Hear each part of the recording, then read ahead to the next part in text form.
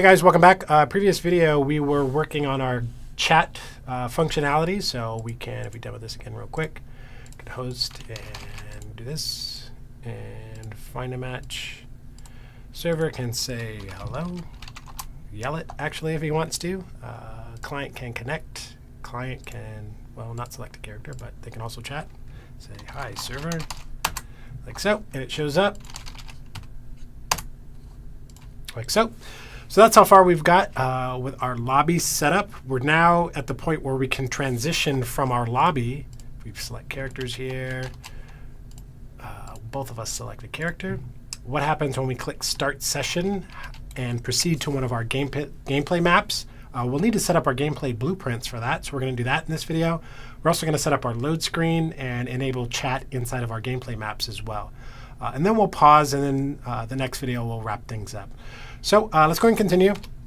First thing that we'll do is do our loading screen, because that's going to be very simple. So inside of our project here, I'm going to go to the all levels, open up the loading screen here. We're not going to get too fancy with this. We're going to make this super simple. All we're going to do is take a border, drag and drop it on top of our canvas panel. Going to resize that border so it fills out the screen, and then choose an anchor to fill out the screen, like so. And if you want a white loading screen, feel free, but I'm going to zero the RGB out, like so, so it's black. And then we're going to use a horizontal box. I'm going to take a horizontal box and drag that on top of my border. Inside of this, we're going to have some text. So we'll take a text widget inside the horizontal box. And we're also going to have a circular throbber. I thought there was another one in here. Maybe they got rid of it. There used to be another, oh, this throbber. There's two throbbers. We're going to use a circular one, but use the other one if you want.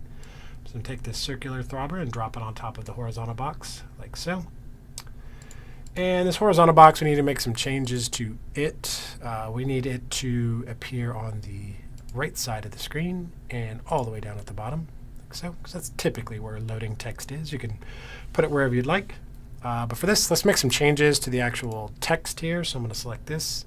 And this is not going to say text block. It's going to say loading, something like that.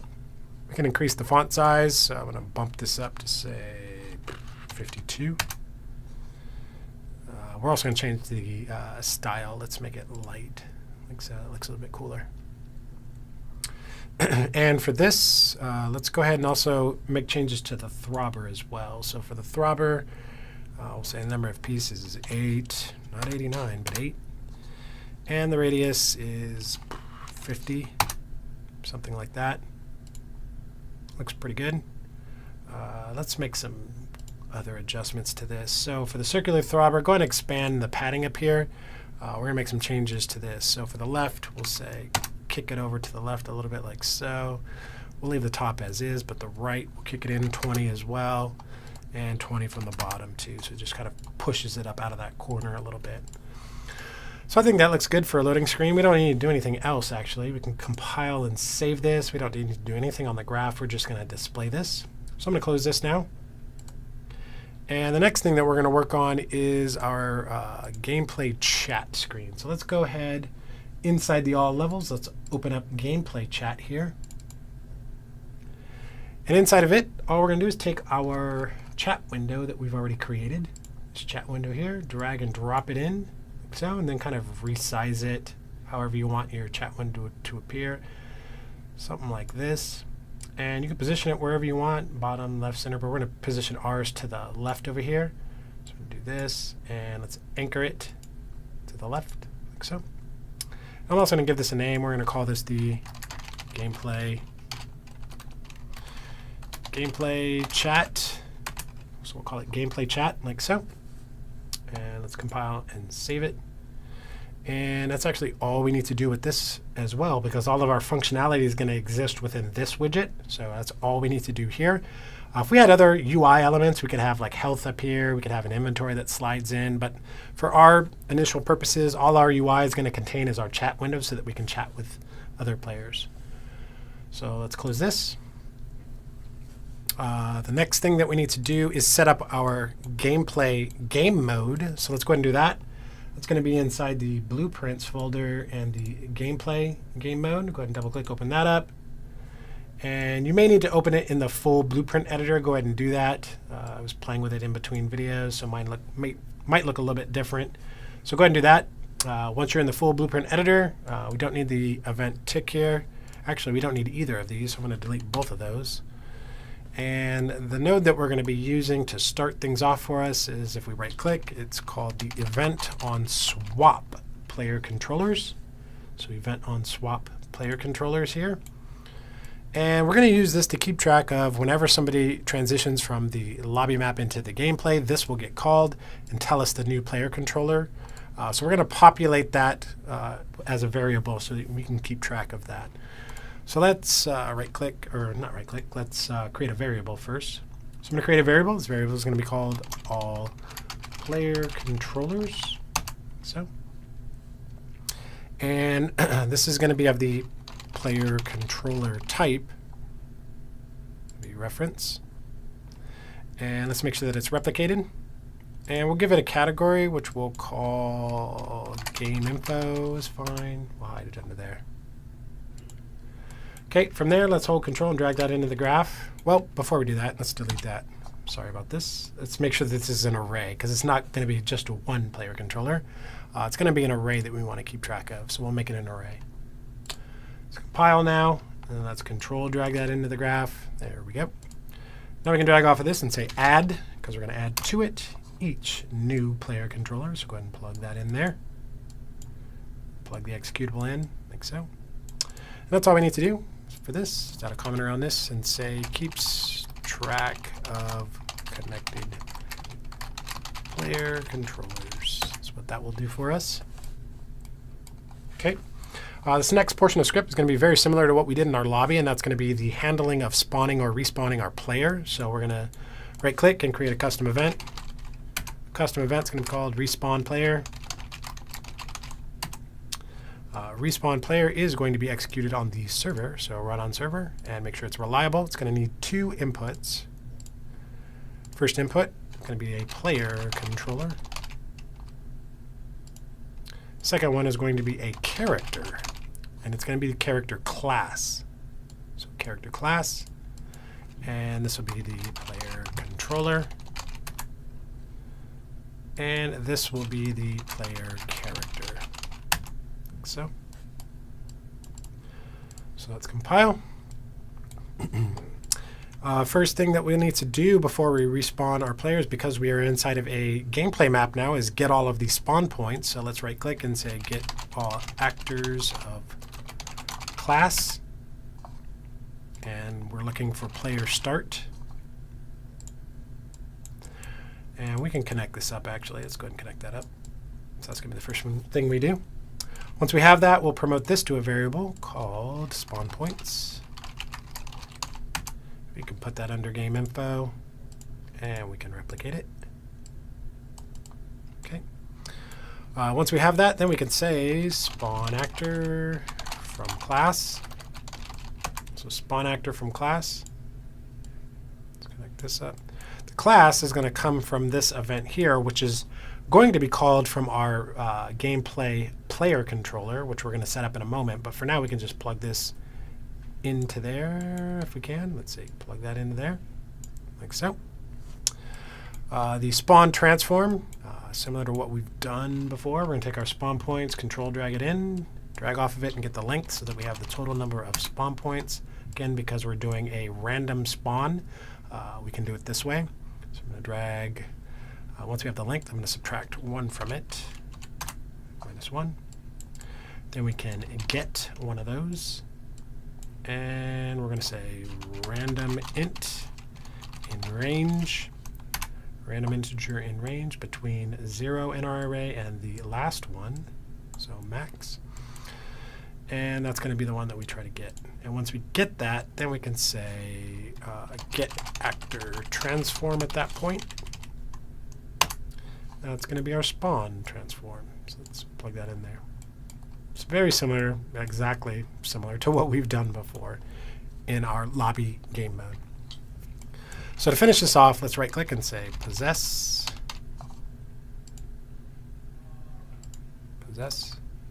Might need to uncheck context sensitive for that if you search it that way. This is the pawn that we're going to possess. And the controller is going to come from here. So I'm going to add a reroute node. So reroute. And just pull that over. Could plug it right in like so, but I'm going to do another one just because. Reroute. And plug that in like so.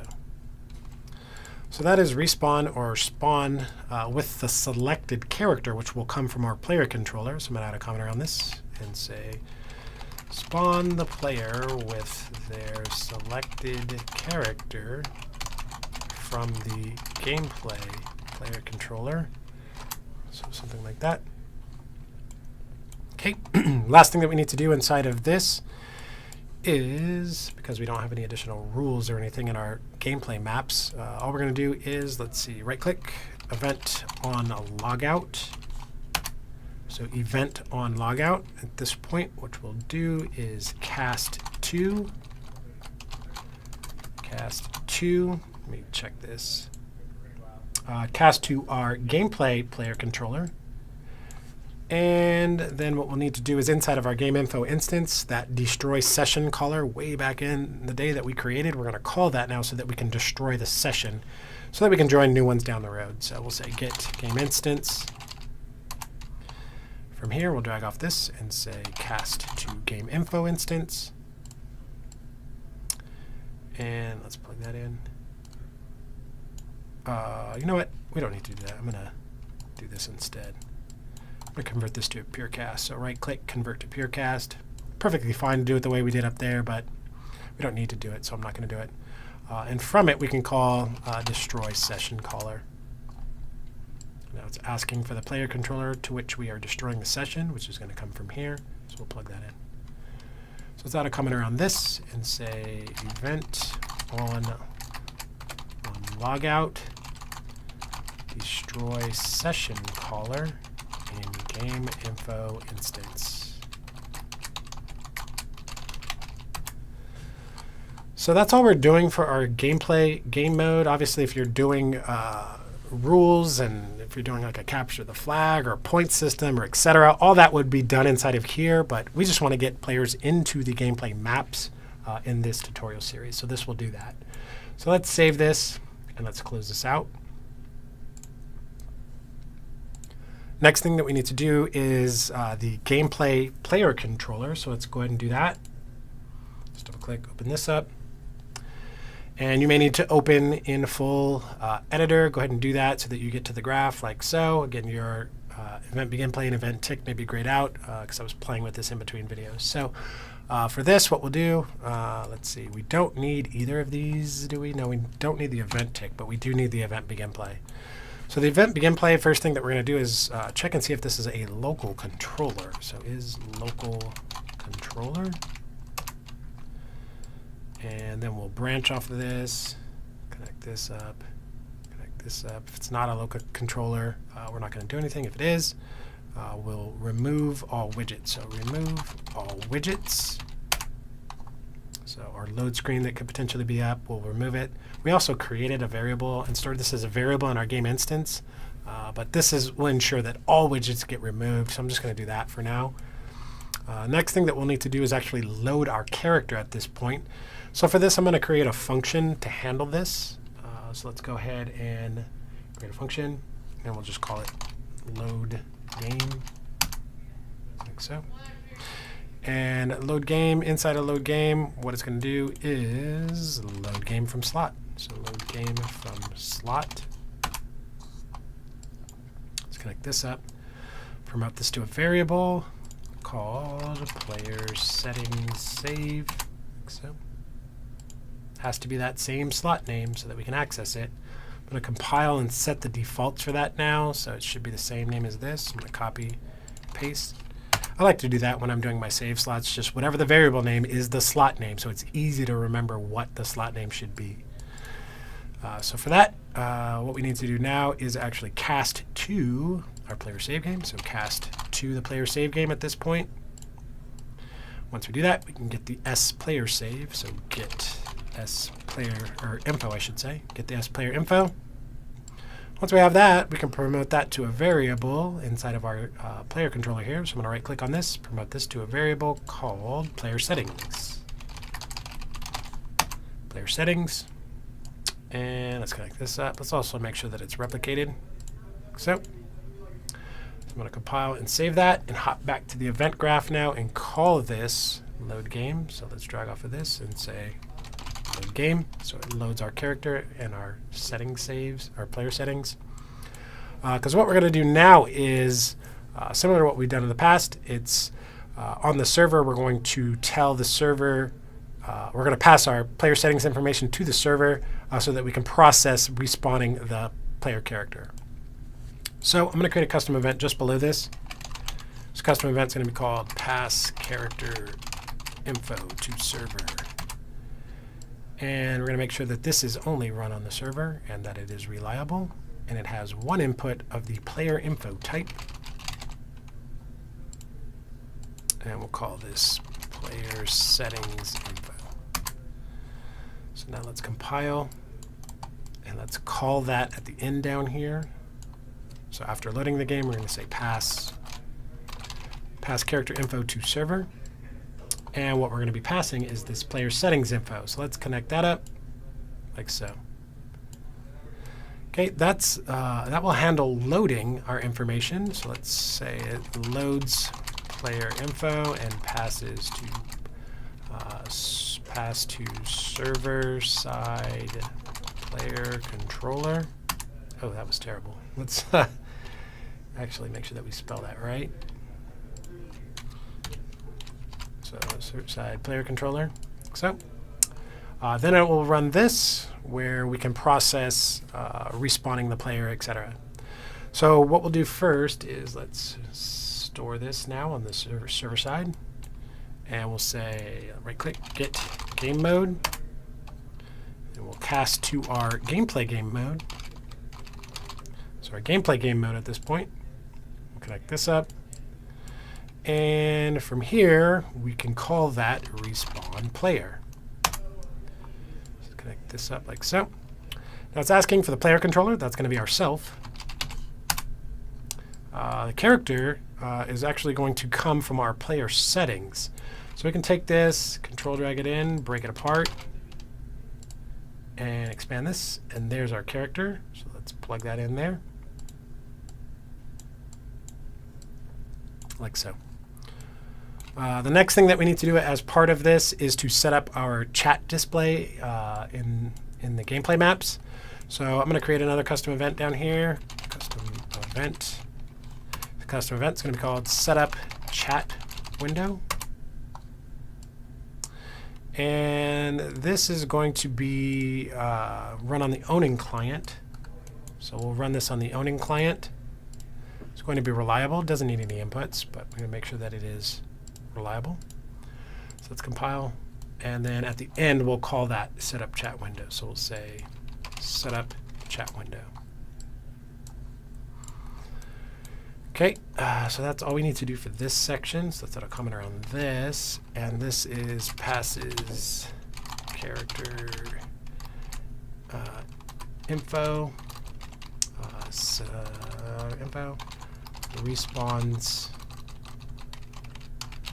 respawns player with selected character, sets or calls setup chat window.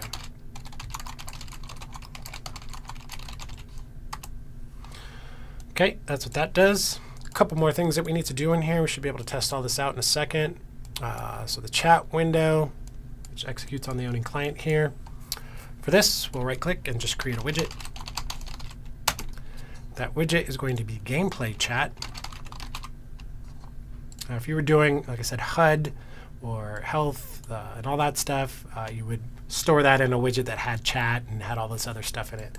All we have is chat in it for now, so we're just going to do that. That's perfectly fine. And I'll promote this to a variable, which I'll call gameplay chat WB. And from here, we could just add that to the viewport.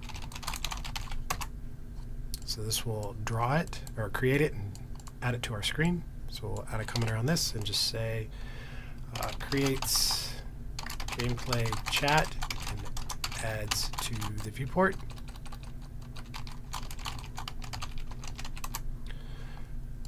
Just about done.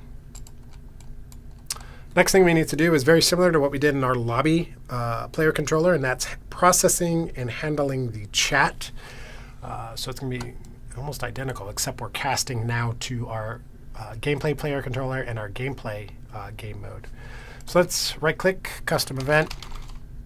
This custom event is called get chat message. And this is going to be run on the server. So run on the server, reliable, with one input. The input is going to be text. And it's the text to send. So. And we'll promote this to a variable, which we'll call sender text. And this does need to be replicated. So make sure that it's replicated. To get the sender name, we're going to take our player settings, control drag that in, and break it apart. So just break. Promote this to a variable, the player name there, that's the sender name. Let's hook this up. And this too needs to be replicated. So next thing we'll do, we'll get our game mode and get our player controller so we can tell them to update chat. So let's right click and say get game mode. Drag off this, cast to not the lobby game mode, but our gameplay game mode now. Hook that up. Okay. From there, we can drag off this and say get all player controllers, that array that we created. From here, we can hold F, left click, create a branch or for loop, connect this up, and connect this up. And then we're going to cast to the gameplay player controller. So cast to gameplay player controller. And in it, we're going to call a function that we need to create. So we're going to call update chat. So I'm going to right click, custom event, create a function called update chat, which is going to be run on the owning client. So let's make sure that this is run on the owning client and it's reliable, and it has two inputs, both of which are text. One is sender name, one is sender text. So we're now going to call that at the end here. So we'll say update, you know what, let's compile, because I almost did it again. Compile, and now let's do this and say update chat. So we get our actual pin names on there. Okay, so I'm going to move this over here. And for this update chat, we have the sender text. So I'm going to drag and drop that on top. Move it down. For the sender name, drop that on top. Move it down. So very similar to what we did to our lobby, except we're casting to the gameplay player controller and gameplay game mode. So I'm going to add a comment around this and just say process and handle incoming chat / calls update chat on the client. Okay.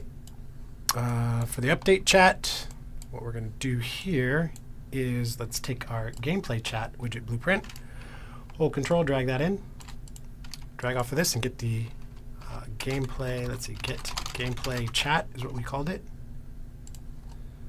So we have this. We can then say update chat. So update chat window. This will actually update it on the clients here. So let's do that. Sender name. We called it sender. That's fine. Sender name, we'll say sender.